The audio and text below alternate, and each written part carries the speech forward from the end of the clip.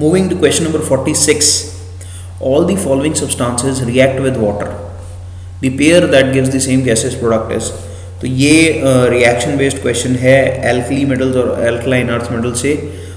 हमें ये देखना है सबसे पहले तो कि पोटेशियम, सोडियम, कैल्शियम और बेरियम ये जब रिएक्ट करते हैं वाटर के साथ तो क्या बनाते हैं।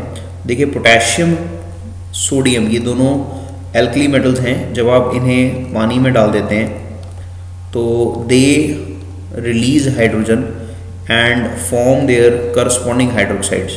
तो पोटेशियम KOH बना देगा, सोडियम NaOH बना देगा और इसके साथ साथ दे विल रिलीज हाइड्रोजन। तो अगर आप बैलेंस्ड इक्वेशन लिखते हैं तो इस तरह से आप लिख सकते हैं हाइड्रोजन गैस रिलीज हो जाएगी।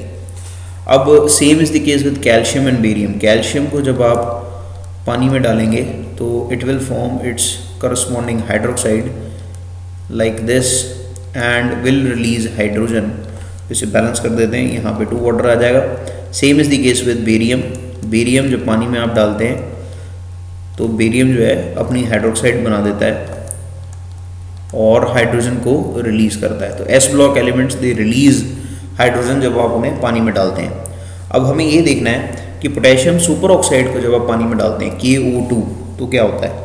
पोटेशियम सुपर ऑक्साइड को जब आप पानी में डाल देते हैं H2O तो एक तो पोटेशियम अपनी हाइड्रोक्साइड बनाता है, KOH बनता है। इसके साथ साथ जो ये सुपर ऑक्साइड है ये पर ऑक्साइड बना देगी। So you will end up getting H2O2।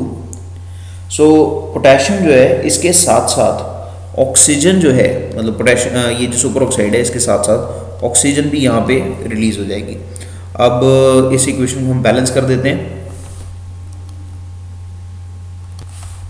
तो अगर आप काउंट करें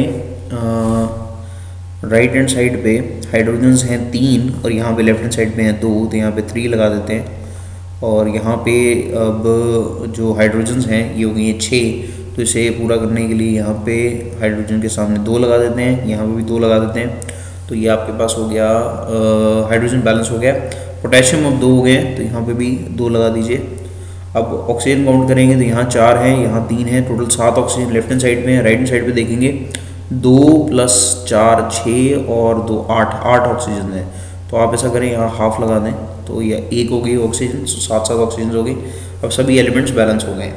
तो इस तरह से हमारे पास ये प्रोडक्ट्स आते हैं। अब अगर हम बात करें सोडियम की, तो सोडियम की परऑक्साइड जो है Na2O2 जब आप इसे वाटर में डालते हैं तो आपके पास जो सोडियम है वो अपने करस्पॉन्डिंग हाइड्रोजन परऑक्साइड जो है वो जनरेट कर देगा। So we will end up getting H2O2 right. And along with this और इसके साथ साथ करस्पॉन्डिंग आपके पास NaOH तो बनेगा ही बनेगा, sodium hydroxide. So balancing it, यहाँ पे आपके पास 2Na हो गया और ये 2OH है, यहाँ पे H2 चाहिए था तो आप यहाँ पे भी 2 लगा दीजिए। अब ये इक्वेशन बैलेंस हो गई है। इसी तरह से जो बेरियम की परऑक्साइड है here in the third case, barium peroxide को भी जब आप पानी में डालते हैं तो आपके पास इस केस में भी एक तो परऑक्साइड जो है वो हाइड्रोजन परऑक्साइड दे देती है और इसके साथ साथ बेरियम जो है उसकी हाइड्रोक्साइड आपके पास बन जाती है। So you and up getting barium hydroxide and along with barium hydroxide you get H2O2। तो इस इक्वेशन को भी आप बैलेंस कर लीजिए। यहाँ पे एक नहीं बल्कि 2 हाइड्रोजन्स की ज़रूरत पड़ेगी लाइक दिस। तो यहाँ पे ये Ba जो है इसके साथ 2 हाइड्रोक्सिल ग्रुप्स चले जाएंगे और यहाँ से आपके पास 2 हाइड्रोजन्स निकलेंगी जो ऑक्सीजन के साथ कंबाइन कर जाएंगे। तो ये बैलेंस्ड इक्वेशन हो गई। बट जब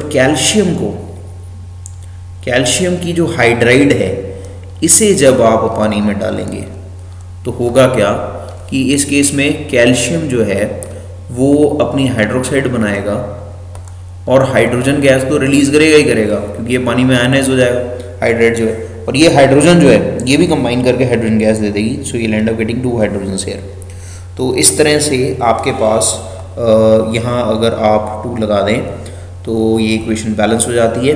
और अब अगर आप ध्यान दें कि कैल्शियम को पानी में डाला था तब भी हाइड्रोजन रिलीज हुई थी, कैल्शियम हाइड्राइड को पानी में डाला तब भी हाइड्रोजन रिलीज हो रही है। तो इस केस में प्रोडक्ट्स आपके पास सेम आ रहे हैं। तो the correct option here among the 4 कि the pair that gives the same gaseous product is the third one.